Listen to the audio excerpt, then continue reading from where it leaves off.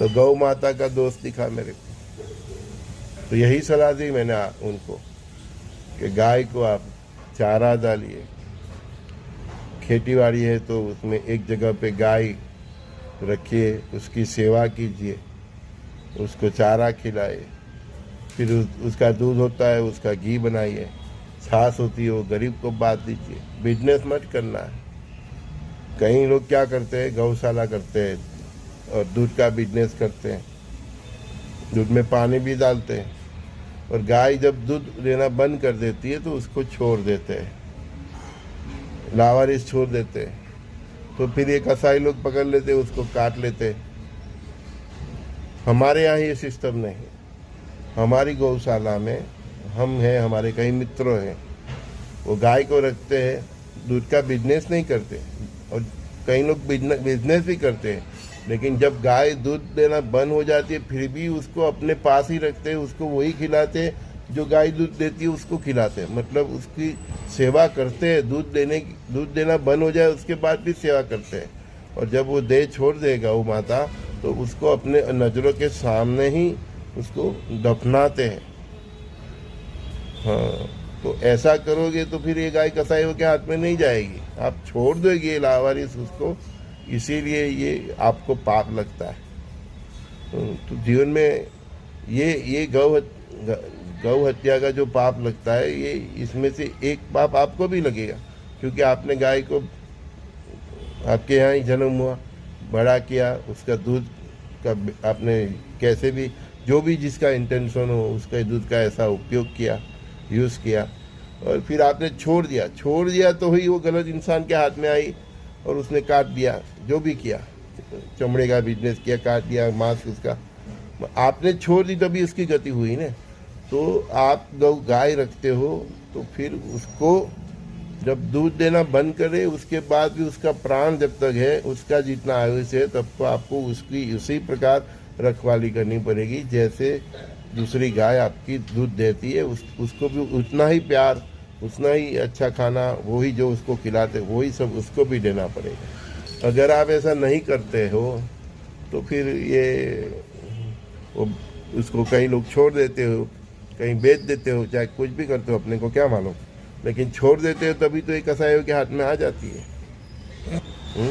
कई लोग हम देखते हैं कि गौवा को घास खिलाते जाते हो, हम देखते हैं तो गौ माता की हड्डियाँ भी दिखती है, बस दूध ही निकाल दे देते हैं, उसको इतना खाना भी नहीं देते। तो गौ पालक जितने भी है, मेरी बात अच्छी लगे नहीं लगे आगे का मुझे पूरा उनका मालूम नहीं कि क्या मजबूरी है उनकी, क्या है, लेकिन मैं तो सभी को बोल रहा हूँ, मेरे सभी दोस्तों सखाओं को भी, कि आपने अगर गाय रखी है, अगर आप गाय रखना चाहते हैं, गौ की सेवा करना भी चाहते हैं और उसका दूध का भी उपयोग करना चाहते हैं, तो उसके अंतिम श्वास तक उसको खाना खिला सको, रख सको, और उसकी अंतिम विधि भी अच्छी तरह से कर सको, तभी गाय को अपने घर पे लाइए, आश्रम पे लाइए, अपनी वाड़ी पे लाइए, नहीं तो इसका पाप बहुत है, क्योंकि आपने उसको लावारिस छोड़ दिया, तभी वो किसी ऐसे विधर्मी के हाथ में आ जाती है। और हम देखते हैं ना कहीं गाय हमारे मोहल्ले में, कि कौन उसका पालक था, कहाँ था, कुछ मालूम नहीं, तो ऐसे ही गाय उनके हत्थे चढ़ जाती हैं। तो सबसे पहले सरकार को भी ऐसा कुछ कानून बनाना चाहिए कि आपने गाय को रखा है तो फिर अंतिम श्वास तक उसका रजिस्ट्रेशन भी कराना चाहिए, जैसे हम गाड़ी का करते हैं ना, ऐसा कुछ ना कुछ तो कानून लाना ही पड़ेगा। ऐसे आप छोड़ देते हो तभी उसका इसकी ये हालत होती है ना। तो गाय रखने वाले ही पहले उसका जो व्यवसाय करते हैं या आश्रम के लिए जो भी रखते हैं, कोई सेवा के लिए रखते हैं, गौ सेवा करने के लिए भी गाय को रखते हैं, तो फिर सेवा उसकी अंतिम श्वास तक करनी पड़ेगी। नहीं तो आपने छोड़ दिया और वो कोई कसाई के हाथ में आ गई, उसका वध कर दिया, तो फिर पाप जो कसाई को लग रहा है उतना ही पाप आपको लगेगा। फिर हमारे जैसे पास आओगे, कुंडली दिखाओगे कुछ नहीं होना, कुंडली दिखाने से कुछ होता ही नहीं। आपने कर्मों जो किया है वो कर्मों का प्रभाव कुंडली में सूक्ष्म रीते पड़ ही जाता है। सूक्ष्म जगत का यही तो रहस्य है।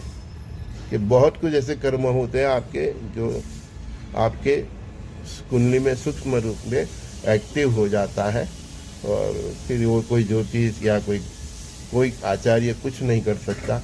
वो विधि विधान भी करे तो भी, सच्चे इंटेंशन भी करेगा तो भी फेल हो जाता है, क्योंकि आपके कई कर्म ऐसे हैं जो सूक्ष्म जगत में उसकी नोंद हुई है और वो आपकी कुंडली में सूक्ष्म रूप से ऐड हो गया है, एक्टिव हो गया है। तो फिर वो ज्योतिष और आचार्य भी क्या करेंगे, गुरु भी क्या करेंगे। हमारे जैसे ज्ञानी को अगर मेरे को दिख गया तो मैंने उनको बोला हो। तो बहुत बी केयरफुल रहिए, शब्दों की भी मर्यादा है, किसी को पसंद आए ना आए हम क्षमा मांगते हैं, लेकिन हमारा ये कहना है, हम तो गुरु परंपरा से, ऋषि परंपरा से यही सीखे हैं कि अगर आप गाय का गौशाला बनाते हैं, चाहे आपका जो भी इंटेंशन हो, दूध का बिजनेस करने का हो या सेवा करने का हो, आप उसको अंतिम सांस तक घास खिला सके, चारा खिला सके, उसका पालन पोषण कर सके, उसकी अंतिम विधि भी कर सके, आपके नज़रों के सामने ही उसकी अंतिम विधि कर सके, तो ही आप गौशाला रखिए, गौशाला करिए, अन्यथा आप बहुत बड़े पाप के भागीदार होंगे। संजय दृष्टि का सभी दोस्तों को प्रणाम। श्री गुरुदेव दत्त।